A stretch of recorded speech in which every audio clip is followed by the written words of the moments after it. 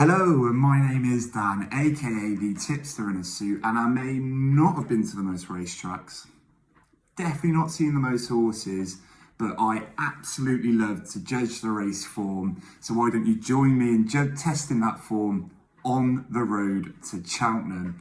And it's another Cheltenham meeting this weekend too. I do appreciate everyone who leaves a comment. Remember, it's the reason I started this channel. I just wanted more interaction with fellow racegoers and more people's opinions and stuff like that. It's good to fill your head with lots of different opinions and then make your own, right? So everyone who comments, I massively appreciate you. And while you're down there, you might as well leave me a like and subscribe. It is absolutely free, and I would appreciate you for it. As I mentioned before, the November meeting, it's rolled around so quick this year. Only a 3 or 4 week break from the October meet, and it's 3 brilliant days of racing to get stuck into. I'm recording this on the Thursday morning, so I'm only going to put up my main selections for the Friday and Saturday, and then I'm going to post on YouTube if I do place any bets on the Sunday. Although I've done one for the Sunday, so we'll see how that goes. But we'll get on to that in a little bit. My last selection video had too many selections in it. I was putting too many up, basically. I thought they'd all win, obviously. They didn't, obviously. So I'm going to try and reduce it to my strongest fancies this time. The season, now we are down ever so slightly, but it's all to play for and a long season ahead. We're going to get stuck into Friday, which opens up with what looks a fair-looking handicap hurdle, but it hasn't got a selection for me. So the first race we're going to review is the 4-runner novice chase over 3 miles. At the top of the market is Springwell Bay, and he is well regarded as a handicap hurdler who seemed to take to fences pretty well at Chepstow in the race the ill-fated Cuthbert Dibble ran in. That, however, was over his preferred distance of 2.5 miles, and whenever he's hurdled over 3 miles, he was tried twice and he never won. I do think the good ground will help in stepping up in trip, but I think he's going to get mowed down by an out-and-out stayer, so he's a favourite I'm looking to take on. Buddy One was put in his place when he last ran in Ireland a week or 2 ago, and he provides a fair yardstick, and he also brings the best form from hurdles into this sphere. However, I rewatched his last run and his jumping isn't efficient, and when he's under pressure as well, he actually jumps worse. I think some jumping mistakes around Cheltenham is going to be too costly, so I've put him to one side. Resplendent Grey is also entered on Sunday. I think he'll take his chance here. He does have a chance on his RPRs as well, but for me, the obvious answer here is Highland. He has excellent course form, and visually, his win picking up the front-running theatre man who doesn't really stay, so just went for it like a 2.5 miler. Galloping up that hill, he should take a world of beating. He posted an RPR of 146 for that one, which is £5 clear of any rival, and he actually receives weight from the Fav. I think he's going to run to a higher mark than what he's at. And I think that run should have been marked up as well, that Cheltenham run. I did get him at 92 anti-post, but that's not for this video, so it don't really count. So I've got 30 quid again at 11 to 4 with 365. And that's my banker of the meeting nice and early. We're going to get Highland up that hill and start off nicely. After that's a small field renewal of the Schlur. It's essentially a match between John Bon and Edward Stone. It's going to be a fun one to watch, don't get me wrong, but John Bon is short enough at 4 to 11. He's unbeaten first time up, but it's not a price you can get excited about. I do expect him to win. Edward Stone's getting on in age as well, but I'll be keeping my powder dry with that one and just watching.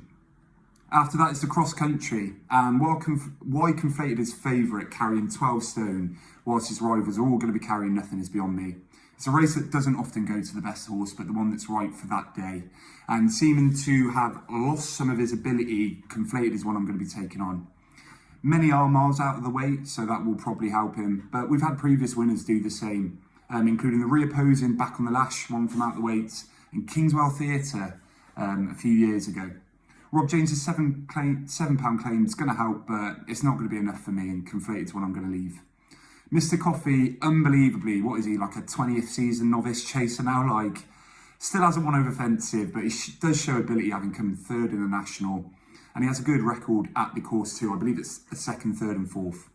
Only just out of the weights at a long staying trip, which I believe is his bag. I fancy him to definitely place with a chance to win.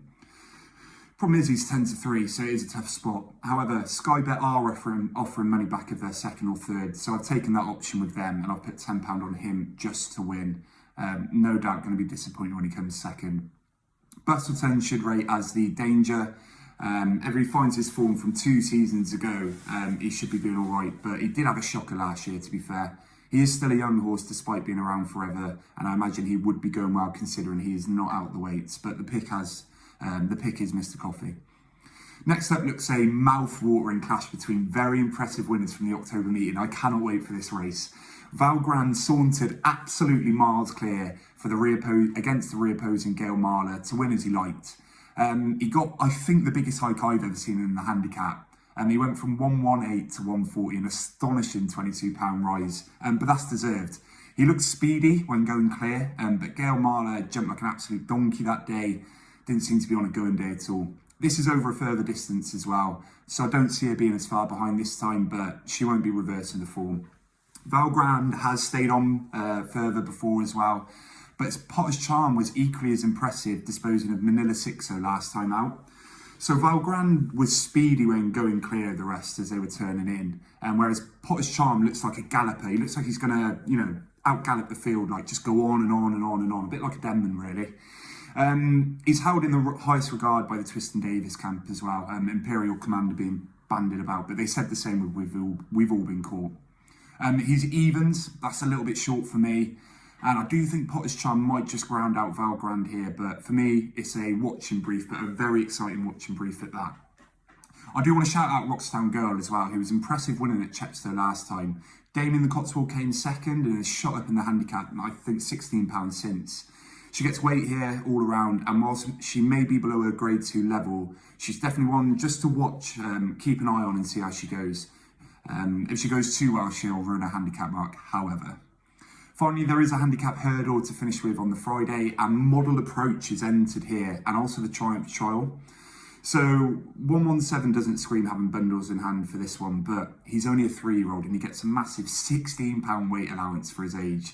His best RPR is 101 and his second best is 100, so he's consistent there. And alongside his weight allowance, it's a massive option. I'm on board for £5 each way at 18 to 1, and if he doesn't run and ends up going for the Triumph Trial, I'll just get my money back. Previous pick Letterson Lily is likely to run here, but I do think she wants a further trip. She's stepping back down to 2 miles, which I don't think will suit.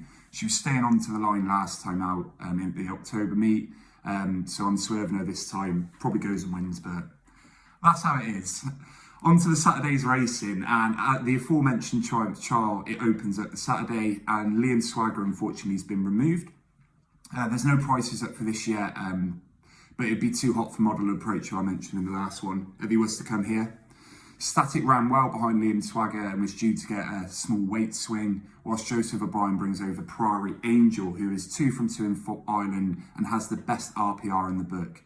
Again, I don't have an opinion on it, but that's what it's looking like at the moment, with Priory Angel likely to be fav. There's a 3-mile handicap chase after, which isn't priced up. In my last selection video, Plan Paradise was one of those that let me down in October. I had a good October meet, but he did let me down. I'm a glutton for punishment, and no doubt I'll be going for Plan Paradise again, but I think he has got one like this in him, and he's got a lovely low weight. The Arkwood Trial follows that, which sees Lou de Sword, the 6-5 favourite, and he brings the best hurdle form to the table, and was impressive bar one mistake on his chasing debut, but that was a nothing race. All of his best form is on soft ground, however, so being new to chasing, soft ground maybe in his favour, he's a favourite I'm going to be taking on. Despite having weight advantage for the conditions of the race. If it was a handicap, he'd be giving away all the weight. Lookaway won a decent match against Personal Ambition on chase debut, and his jumping was very efficient, nice and low for a first time over fences, and he beat a grade 2 novice hurdle winner there. So his own form at the track stacks up. He came second in the Great Wood, and he won a novice hurdle grade 2 last year, so he is in contention. My Cliff horse as well, Petite Tenere, nearly beat Imperial Saint last time, and Imperial Saint bolted up the next time. If it was a handicap, I'd be very keen, but he's meeting the fav on much worse terms. So it's a race I'll be watching with intrigue. No doubt seeing Petite Tenere probably go and win it the first time I don't back it, but I have left him this time. Instead, the nod goes to Breeze River, who was very game in getting back up to beat Melistic last time out at Calso, as they drew 12 lengths clear of the high-class Tommy's Oscar. He posted an RPR of 136 for that. That's £5 clear of Petit Teniers' effort against Imperial Saint. On official ratings, he also has less to find with some of the others, and he seems to be improving with each run. He's priced up at 33 to 1. I don't see him being that big a price. I see him around a 16, 20 to 1 shot. He's an improving 6-year-old. He jumps really well, and he's won 3 of his 4 chase starts. So I've had £2.50 each way, haven't I? It's worth a punt with some of the questions around those front 3 that I've mentioned in the price, in the market, and that price difference as well. Maybe I won't be reducing my selections, you know. I suspect I should have left Breeze River. He is also in a handicap later on in the meeting. But what can I say? You know, 25 to 1. I've got to have a bit of that. The Paddy Power Gold Cup is up next, and Ginny's Destiny is an old favourite of mine of the channel. I'll be honest, I've had a 5 on him for the Ryanair at 19 to 1 on the exchange.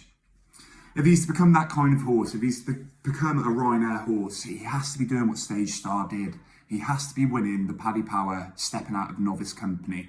Something he should be able to do off a mark of 155. He is very short, right? Most bookies have him 5 to 2. But is that the right price? You can argue it is, considering his course form and his turnus effort at the festival behind the mighty Grey Dawning. Il Rodotto had a poor season last season, but he's now dropped £10 in the weights, and he could go well back at his favourite track. Fugitive is back down to 152. That's just £1 above his last winning mark, which came at this track, and he seems to be a little bit forgotten.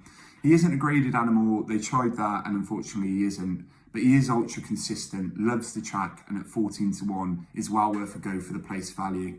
So I have had a 10 on Ginny's Destiny on the exchange. It's 2.9 to 1, nearly 3 to 1 there. And then I've had another 5 each way on Fugitive at 14 to 1. So hopefully it's a Ginny's Destiny first, Fugitive second, but we will see. Excuse me, after that is the 3-mile handicap hurdle. We saw one at October, and it's this form line that I've latched onto for this race. So the wall part, you may have remembered winning that one. It was a race that Gal Road was in second. Now, my selection was 4 lengths behind Gal Road, but it meets it £5 better off. My selection had Beacon Edge a further 3 lengths back, form that was franked when he went on to win the very weak, admittedly, Grade 2 Yorkshire Hurdle next time out. So I've rewatched that race twice, and I would challenge anybody to tell me Hardy Boy wasn't travelling the best when they turn in. He looks like an absolute monster. Ben Jones is just, you know, not doing anything, untouched on him. And he looked like he was going to go and win. He didn't find much for pressure, however, which is a concern, but he travelled into the race like an absolute beautiful thing. And I'd be happy that this race is less stacked as well. So I have had a small £2.50 each way anti-post bet on him at 25 to 1. Obviously that doesn't count, but you can still get 20 to 1 on 365. So I've had another £5 each way. With less dangers in this race, including potentially a graded animal in the wall park, I think he might win the per attempts. He looked brilliant. But Hardy Boy has to have an outstanding chance in this weaker race this time up. The intermediate handicap hurdle is priced up and looks an open and interesting contest. And while Why Not draws the eye at £6 up for her win from the October meet, I wouldn't be confident enough to be placing money. So I've left that one alone. I think Champagne Twist is potentially a brilliant horse. He could be absolutely anything, and he does boast a win at the course as well, so he's one to keep an eye on, but I've left that race for now. Finally, on to the Sunday, and we have a 6-race card, we do. The 145 is a 2-mile 4 novice handicap with the market topped by 3 exciting chasing recruits.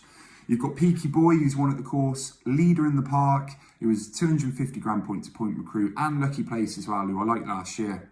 They have it to prove, however, over fences, and this is the type of race I prefer experiencing.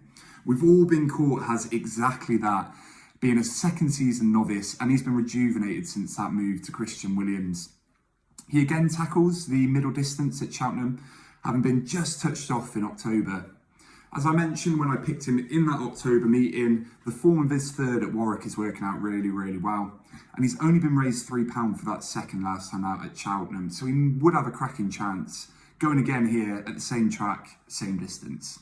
I've had £7.50 each way at 16 to 1 with Betfair, and Sky are offering only 8 to 1. That's criminal, that is. You can't be taking that. Get to Betfair, 16 to 1. It is admittedly a hot race, but I like We've All Been Caught. I think he's finally coming into the horse the Twiston Davises thought they had last year. So I'm having another go. Liberty Hunter, again, if you've been following me since last year, it's a horse I do really like. He heads the market for the 2 mile handicap chase, and he's making a seasonal reappearance off a career high mark. I'm not sure the good ground's going to suit him. He won on New Year's Day this year on an absolute bog, and whilst probably still a little bit bitter about that Grand Annual second, I am going to swerve him this time. He's currently 7-2, and with that ground, I'm going to give him a miss. Matata runs again off a £3 higher mark for his second to Calico, who himself is £6 higher, and it's a fascinating contest that I do want to get stuck into because I think the field's going to cut up. Petit Teneur's entered here, for example. However, I can't quite land on one, so I'm not going to put one up. It's a fascinating contest, but for now it's a watch and brief. There's a 3 mile 3 furlong handicap chase next up, and I just wanted to touch on Monbeg Genius. He's finally been dropped some weight. He was 147 forever. But after his third in the Coral Cup, he fell away, and that third came off a £3 high mark. He was touted as a national horse, lots of people fancied him, and if he retains that kind of ability, he would stand a chance of 144. He's currently 12-1, so I'm happy to wait to see him line up before betting on him, and you never know if they're going to plot into the national and not have him winning, so we'll see how we go with that one. And there we are. A bit of a longer video, but I covered 3 days there of the Cheltenham November meeting, including my key selections. As I said, Highland would be a great result for me, but we do have some nice picks, particularly at bigger prices like Hardy Boy.